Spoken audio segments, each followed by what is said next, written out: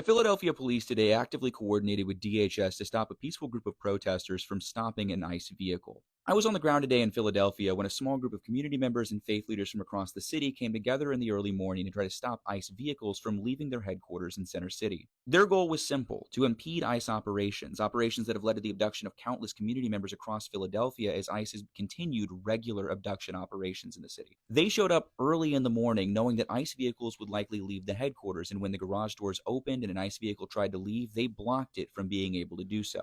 And as you might imagine, after that ICE vehicle was blocked, it didn't take long for chatter to come up in local law enforcement channels about what was going on. Shortly after that chatter began, one of the members of Philadelphia Police's Civil Affairs Division came out and questioned some of the protesters, then sped away.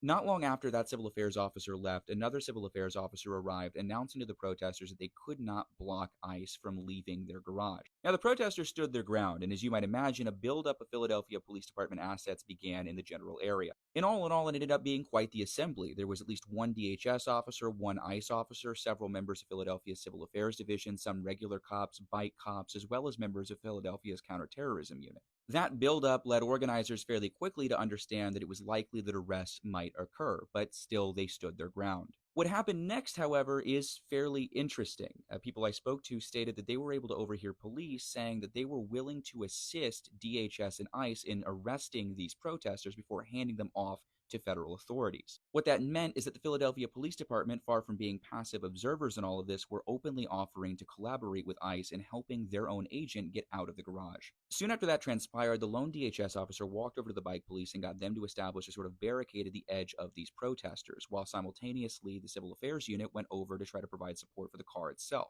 They were able to get the car to make a series of turns and then get out of the crowd by blocking these protesters, again facilitating ICE's operations in the city, actively coordinating and collaborating with them. Now, if you live in Philadelphia, that's something you really should take note of, because there's been some public ambiguity over whether or not law enforcement was willing to collaborate with ICE on the ground. What we saw today indicates that they very much so are. And if Philadelphia law enforcement is coordinating with ICE, it's safe to say that the mayor of Philadelphia herself, Sherelle Parker, is more than willing to do so as well. As ICE is abducting our community members, going into their homes, their places of work, the courts they're going to go through their legal proceedings and more, we're witnessing local law enforcement and local government officials back those operations. It's a very unsettling example of how willing these local law enforcement agencies are to be complicit in mass harm against our communities here. And it's another reason why it is ACAB, whether it is the Philadelphia Police Department or Immigration and Customs Enforcement. But yeah, just something we're thinking about. If you live in Philadelphia, your police department is helping ICE.